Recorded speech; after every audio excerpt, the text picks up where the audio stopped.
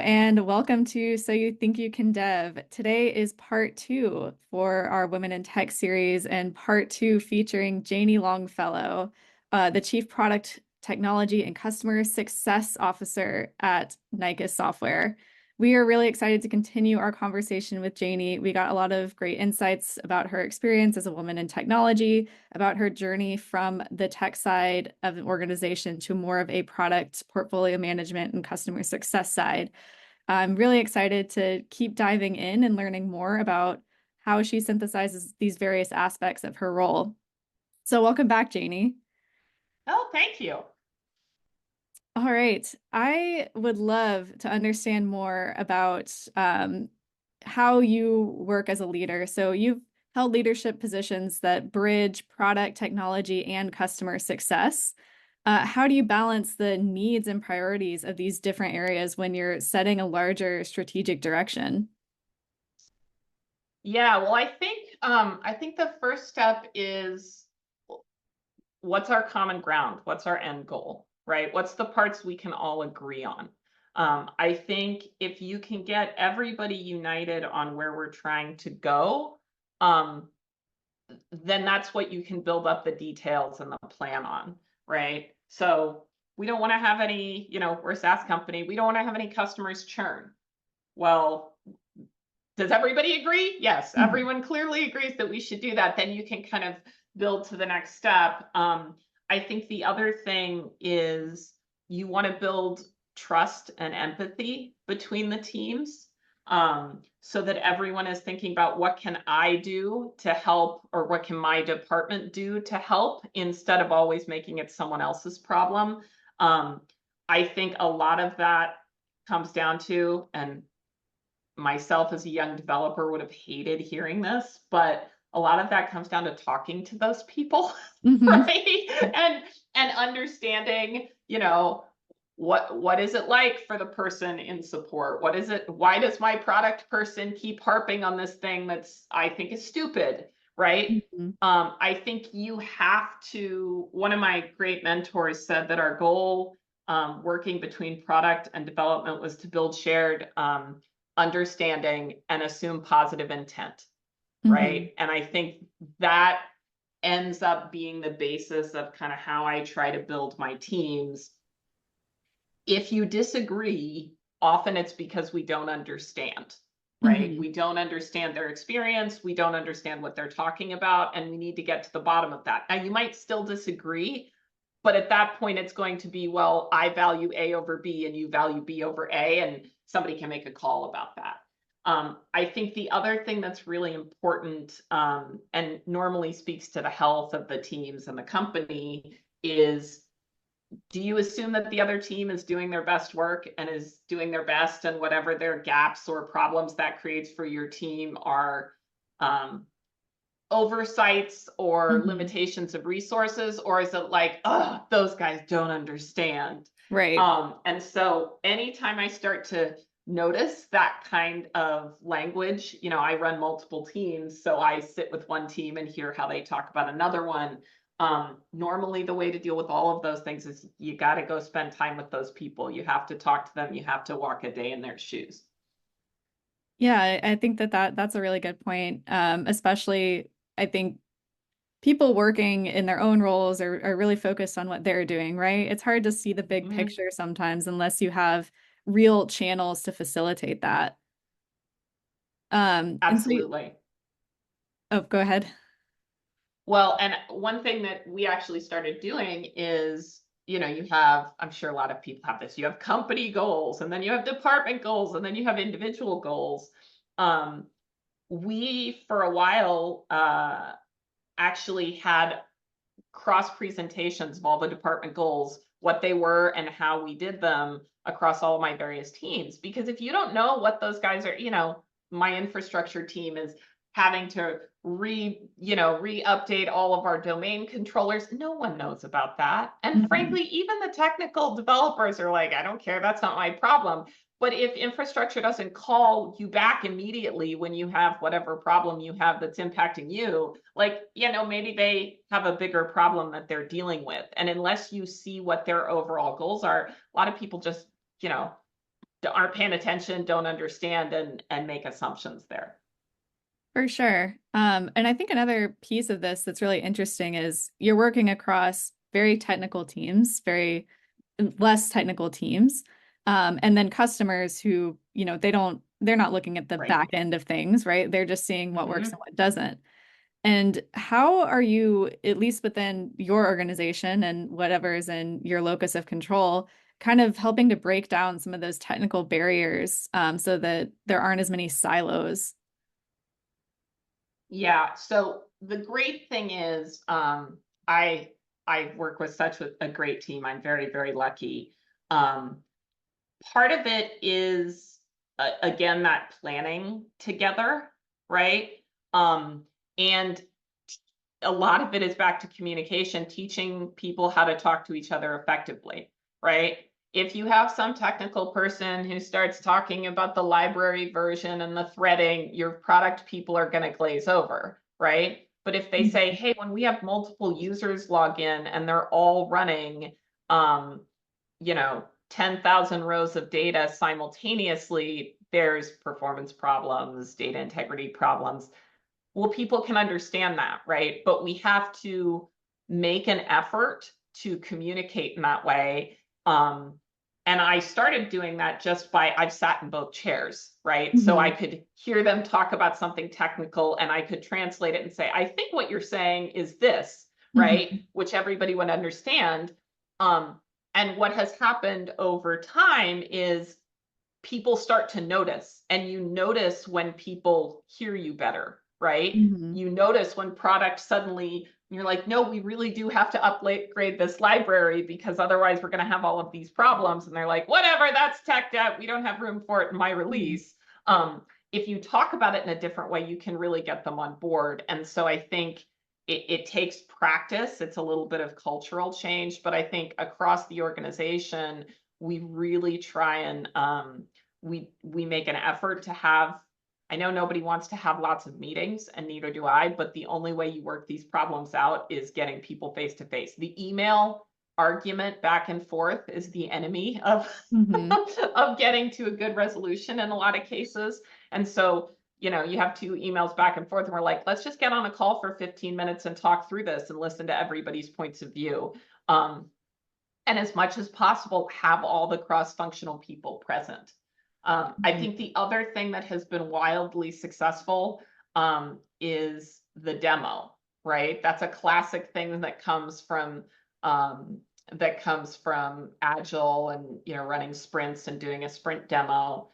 Um, Everyone in the company is invited to our sprint demo. Now we're not 1,000-person company, but we get sales coming to our sprint demo and asking questions about, well, how is this going to impact this? We have marketing there, we have support there, and having all of those people seeing it, both, hey, it actually took us 2 weeks to build this. This was not easy, right? And getting that regular feedback makes a really huge difference in building a great product and having everyone work together as a team.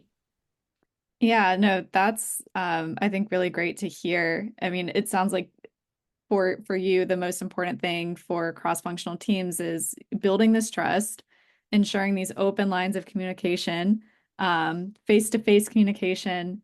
Are there any other kind of guiding principles that you use when you're working with cross-functional teams? Uh, I think so. There's different kinds of cross-functional teams, right? So there's a team that's cross-functional but working together every day, right? Mhm. So you might have some product people, some project managing type people, some development people, some test people. Um, I think trust is the really big one there. And I think the more it can be about we succeed or fail as a group is really important. As soon Yeah. as it's like, well, I would have been done, but Addie didn't have her part Hmm. done, it's like, oh, this is not a good sign. So I think part of that is to celebrate the team together. Um, and whoever is the leader of the team, which again often is me, like all the bad things that happen hit me, right? Mhm. I'm going to take the blame for those because the team needs to feel safe to fail with one another. But everything good that happens, you give the team credit for, right? I Mhm. think that's really important because that allows the team to be vulnerable with one another, which is often how you build trust.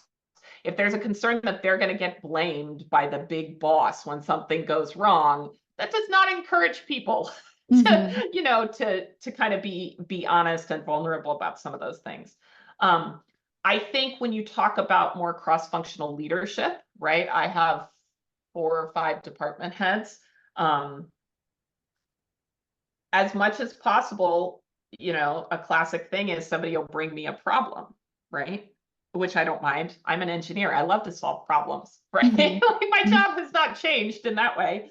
Um, but I think a lot of it is coaching them of like not going and trying to fix it for them, but saying like, let's talk about that. Let's talk about your point of view. Let's talk about where you think they're coming from. And let's see if I can coach you through how to talk to them about it instead of me kind of swooping in and solving that. I Mhm. think that's a great.